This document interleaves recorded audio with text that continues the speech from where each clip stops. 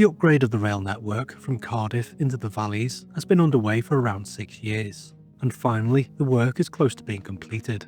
The creation of South Wales Metro has taken longer than anticipated, but passengers are already starting to see the benefits, especially with the introduction of new trains, which has allowed Transport for Wales to begin sending the old Class 150 diesel multiple units off lease, which I'm sure many passengers are glad about. There are still some of the 45-year-old vehicles on the network, but I'll talk more about that shortly. The South Wales Metro programme sought to upgrade what are called the Core Valley lines, from Merthyr Tydfil, Aberdare, Treherbert, Corriton and Rumney into Cardiff. The upgrade also includes the Cardiff City Line and the Butetown Branch Line, which is more commonly referred to as the Cardiff Bay Line. The Core Valley network is now ultimately controlled by Transport for Wales, with ownership passed from Network Rail to the Welsh Government. This has allowed Transport for Wales, working in conjunction with the Cryeth Alliance, to effectively create a self-contained network, which will work in a somewhat similar way to the Merseyrail network. The alliance was formed between Transport for Wales, Amy Infrastructure Wales, Alan Griffiths, Balfour Beatty and Siemens Rail, who together were responsible for delivering the upgrade. The largest single element of the upgrade was the electrification of the Core Valley lines, which is now largely complete. Stations, track and signalling were also upgraded to bring the whole network up to modern standards. Due to the constrained nature of the infrastructure in South East Wales, it was decided to use discontinuous electrification, with a mixture of sections with no wires, such as Cardiff Queen Street, and others which have so-called permanently earthed sections. These sections have wires, but there is no current passing through them, and are used so the pantograph can remain in the raised position, but where there isn't sufficient safe clearance for the wires to be live. The use of discontinuous electrification means that the trains ordered to operate services have batteries, like the Class 398 tram trains. The Class 756 units also have batteries, but also have a diesel engine, as the units will operate on the non-electrified Vale of Glamorgan line from Cardiff Central to Bridgend. The line will however benefit from the introduction of new trains, but it doesn't form part of the Core Valley network, and as it stands will not be electrified by Network Rail.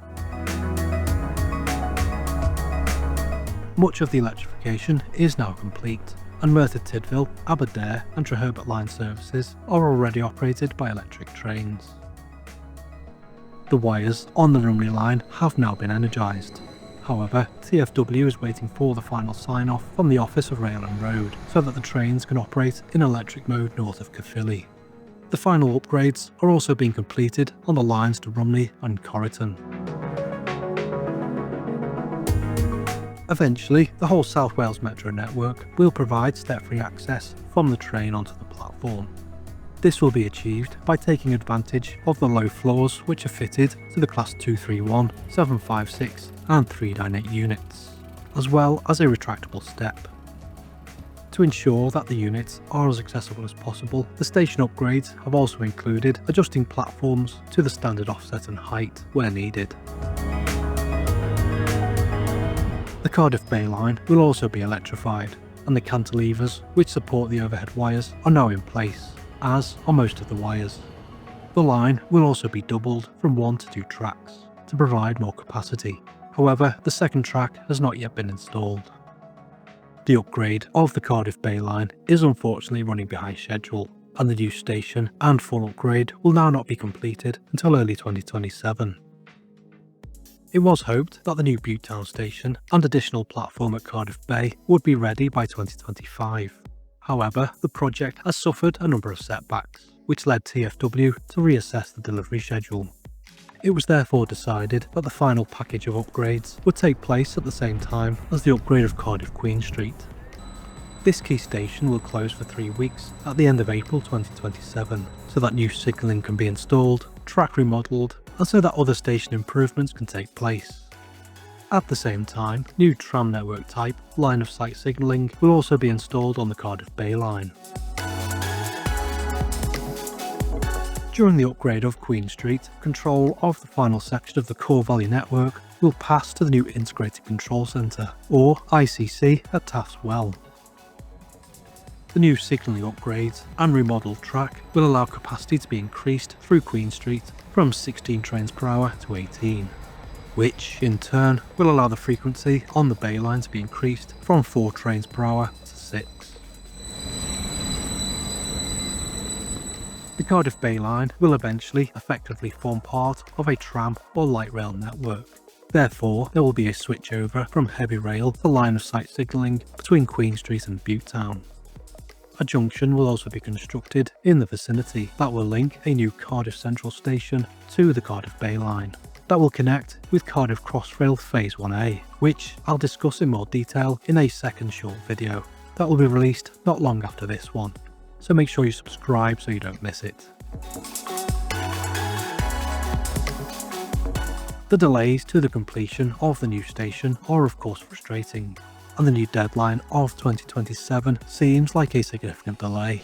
There have, however, been a number of challenges which are largely out of the hands of Transport for Wales and the main contractor Amco Giffen. Some of the problems were likely known about, such as the poor ground conditions across Cardiff Bay, which are due to the reclaimed nature of the former docklands. This meant that Amco Giffen first had to install screw piles to support a retaining wall at Butetown before construction of the new station could begin. They also used a lightweight foam concrete core for the new wider platform at Cardiff Bay. This supports a new bay platform which will have 2 platform faces, but crucially the lightweight concrete imparts less weight over the ground. Drug use, which took place in and around the land required for Butetown Station, also slowed progress. It was reported that specialist teams had to safely clear over 5,000 needles from overgrown shrubs before workers could even prepare the site for construction. The pandemic and even the grounding of the Ever Given in the Suez Canal in 2021 also had an impact on the schedule, as both delayed the manufacture and delivery of crucial electric components for the signalling equipment that was manufactured abroad. The pandemic recovery and subsequent war in Ukraine also had a dramatic impact on the cost of construction materials and disrupted the supply. Despite this, good progress was made throughout 2025, and with a year to go, there's every reason to believe the new deadline can be met. Thankfully, passengers will start to see benefits before then, as the wires that have been installed are due to be energised imminently.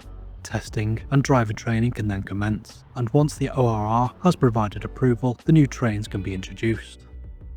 The new Class 398 tram trains should start to be introduced on the Merthyr Tydfil, Aberdare and Treherbert lines and onto the Cardiff Bay Line early this year. This will mean that the last remaining Class 150s, which are needed to operate the Pontypridd to Cardiff Bay shuttle, can be removed. The Class 756s currently operating on those lines are eventually intended to operate on the Corriton and Rumney lines, so were never tested on the Bay Line, which is why the Bay services are currently operated by Class 150s. The new purpose-built depot at Taft's Well was officially completed last year, which means that testing and driver training is already underway, so hopefully the introduction of the Class 398s should progress relatively smoothly.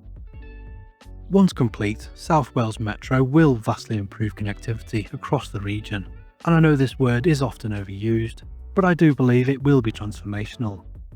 Cardiff Council and Transport for Wales do however have plans to further increase connectivity, which I'll discuss more in part 2. Just before I go, could I ask that if you found this video informative, that you please give it a like, as it helps my content to get noticed.